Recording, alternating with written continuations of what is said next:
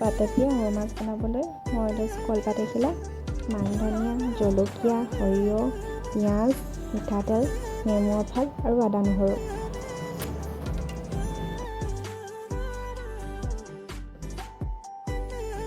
হালধি অলপ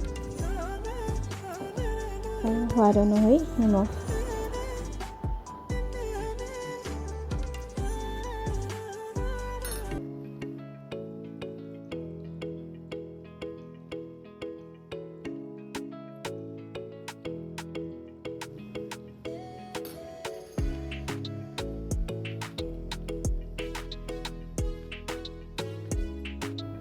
আৰু তাৱাখনত দিওঁতে অলপ মিঠাতেল সানি লৈছোঁ যাতে লাগি নধৰে।